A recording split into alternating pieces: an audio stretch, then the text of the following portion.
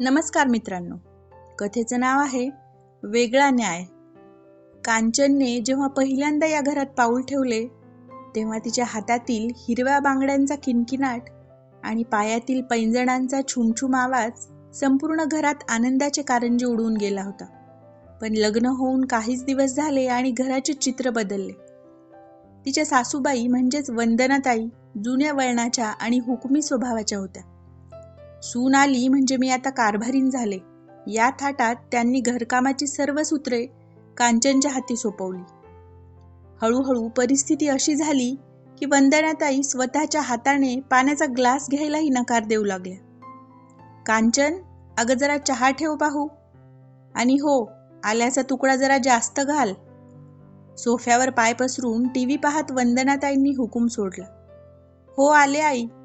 स्वयंपाकघरातून घामाच्या धारा पुसत कांचनने उत्तर दिले. सकाळपासून तिचे पाय जमिनीला टिकले नव्हते. कधी कधी तिची तब्येत ठीक नसायची, डोके ठणकत असायचे. अशा वेळी तिला वाटे की सासूबाईंनी निदान म्हणावे तरी की काय झाले. पण वंदनाताईंच्या कपाळावरची आठी कधी सुटलीच नाही. कांचनचा नवरा शरद सकाळी ऑफिसला जाई, तो रात्री उशिरा घरी यायचा. त्याला या सगळ्यांची काही कल्पना नव्हती. एकदा कांचनने तिच्या मनातील सल त्याला बोलून दाखवली. अहो, आज मला बरं नव्हतं. आईंनी मला साधं विचारलं सुद्धा नाही की मी कशी आहे. उलट आज सुद्धा एकाही कामात मदत केली नाही. मी दिवसभर कामात असतो. घरी आल्यावर मला या घरच्या कुरबुरी सांगत नको जाऊस. आणि आईचं वय झालंय आता, होत नसेल काम तिच्याकडून, शरद तिला म्हणाला. त्यानंतर मग ती काहीच बोलली नाही. दिवस जात होते. अशातच एक गोड बातमी आली. कांचनच्या रूपाने घरात नवीन अंकुर फुलणार होता. कांचनला दिवस गेले. वंदनाताईंना आनंद तर झाला, पण त्यांच्या वागण्यात तिळमात्र बदल झाला नाही. उलट आमच्या काळात आम्ही 9व्या महिन्यापर्यंत विहिरीचे पाणी शेंदत होतो असे टोमणे मारून त्यांनी कांचनला विश्रांती घेण्यापासून रोखले. डोहाळे जेवणाचे दिवस आले तरी कांचन उपाशीपोटी घरातील कामे करत असायची. अनेकदा तिचे डोळे भरून यायचे, पण देवाचा धावा करत ती दिवस कंठत होती. शेवटी 9व्या महिन्यात कांचन पहिल्या बाळंतपणासाठी आपल्या माहेरी गेली. तिथे तिच्या आईवडिलांच्या मायेच्या छायेत तिने एका गोंडस मुलाला जन्म दिला. माहेरचे 2 महिने जणू पंख लावून उडाली. बाळाच्या हसण्याने कांचन आपले सगळे दुःख विसरली होती. 2 महिन्यांनी छोट्या बाळाला कडेवर घेऊन कांचन परत सासरी आली. 5 तासांचा मोठा आणि थकवणारा प्रवास करून ती घरात शिरली. तिला वाटले होते की आज सासूबाईंनी तिच्यासाठी छान गरम जेवण बनवून ठेवले असेल. पण घरात पाऊल टाकताच तिला स्वयंपाकघरातून कोणताही सुवास आला नाही. उलट तिथली भांडी तशीच पडली होती. वंदनाताई सोफ्यावर बसून बाळाला पाहत म्हणाल्या, आली का ग कांचन? ये ये, जरा बाळ दाखव मला. त्यांनी बाळाला हातात घेतले आणि लटके हसत म्हणाल्या, एवढ्या दुरून आली आहेस तू? प्रवासात काय ते डब्यातलं सुकं जेवण मिळालं असेल ना? तुला तर खूप भूक लागली असेल. एक काम कर, तू तुझ्या हाताने तुला जे आवडते ते छान मऊसूद जेवण बनव आणि मलाही वाढ. तुझ्या हातच्या जेवणाची चवच न्यारी बाई. कांचनच्या पायाखालची जमीनच सरकली. बाळाला घेऊन आलेल्या सुनेला साधे पाणी न विचारता सासूबाई तिच्याकडून जेवणाची अपेक्षा करत होत्या. कांचनच्या डोळ्यातून अश्रू गळगळू लागले. आधीच भुकेने व्याकुळ झालेली ती सासूबाईंच्या वागण्याने अधिकच दुखावल्या गेली. ती तिच्या खोलीत गेली. तिच्या डोळ्यात अश्रू पाहून शरद तिला म्हणाला, रडायला काय झालंय तुला? तुम्ही बघितलं ना, सासूबाईंनी माझ्यासाठी स्वयंपाक सुद्धा केला नाही. अगं, तुला तुझ्या आवडीचं करून खाता यावं म्हणून नाही केला तिने स्वयंपाक. तिला वाटलं तुला आवडणार नाही. तुला जे आवडतं ते करून खा हे म्हणणं म्हणजे आईचा मोठेपणाच आहे, शरद म्हणाला. आता मात्र तिला कळून चुकले की नवऱ्याला सांगून सुद्धा काही उपयोग होणार नाही. तिने पदर खोचला आणि कामाला लागली. त्यानंतर तिने सासूबाईंकडून कोणत्याच कामाची अपेक्षा ठेवली नाही. सासूबाईंनी कधी बाळाला आंघोळ घातली नाही की कधी त्याची मालिश केली नाही. कांचनने सुद्धा कधी त्यांना काही करायला सांगितले नाही. अशातच तिची नणंद तिच्या मुलांना घेऊन तिच्या घरी आली. घरी यायला संध्याकाळ झाली होती. आल्यावर कांचनने त्यांना चहा केला. त्यानंतर नणंद हिला म्हणाली, काय मग कांचन, आज जेवणाचा बेत काय आहे? मी तर काहीच केले नाही ताई. तुम्हीच तुम्हाला जे आवडते ते बनवा स्वतःच्या हाताने. एवढा लांबचा प्रवास करून आल्या आहात तुम्ही. रस्त्याने मनाप्रमाणे जेवण पण मिळालं नसेल. करा तुम्ही स्वतःच्या आवडीचे जेवण. आमच्यासाठी पण करा. आम्हाला पण कळू दे तुमची आवड काय आहे ते, कांचन म्हणाली. हे ऐकून सगळेच गोंधळले. नणंद नुसती तिच्याकडे पाहत बसली. सासू सुद्धा हिला काय झालं याचा विचार करू लागली. शरद मात्र तिला म्हणाला, काय हे कांचन, ताई किचनमध्ये जाऊन स्वयंपाक करणार का आता?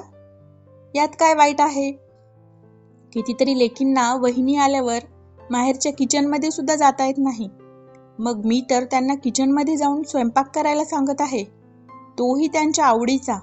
मग यात माझाच मोठेपणा नाही का?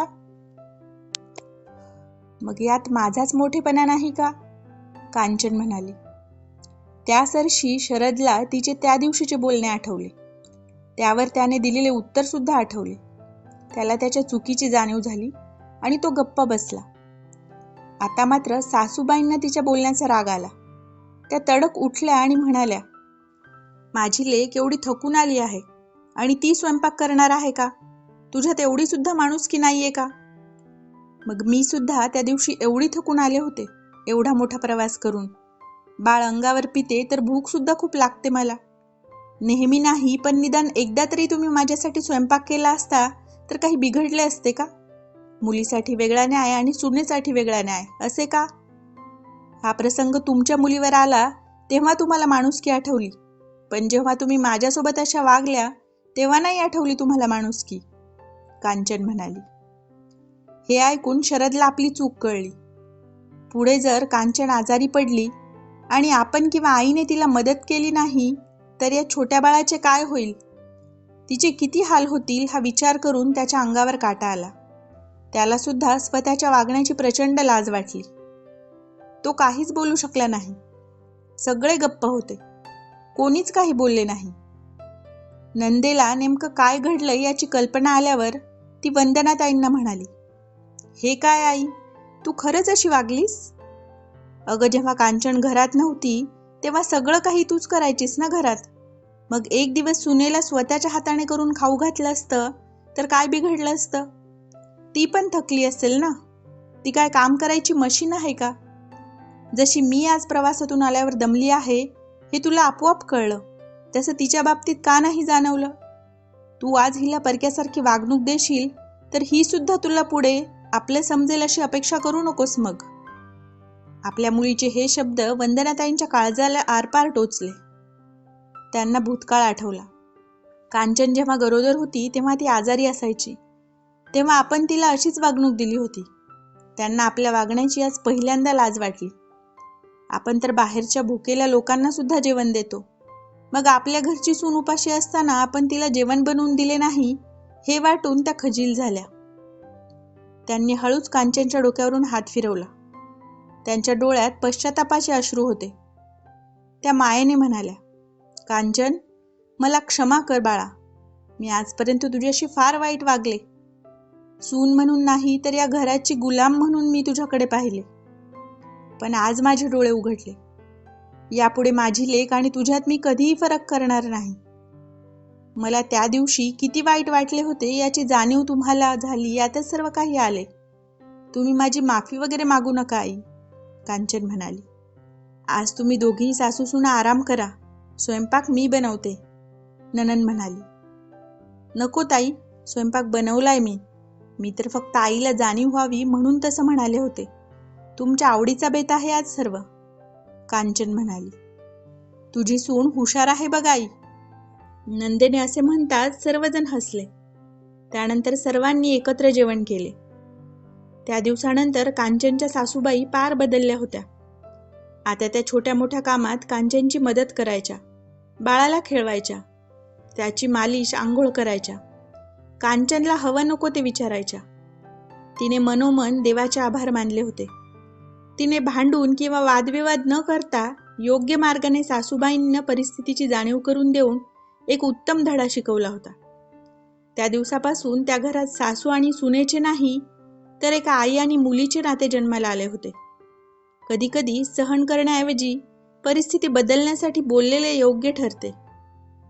गोष्ट आवडली असेल तर लाईक, शेअर, कमेंट नक्की करा. आणि अशाच नवीन नवीन कथा ऐकण्यासाठी आमच्या मितवा चॅनलला सबस्क्राईब करायला विसरू नका. धन्यवाद.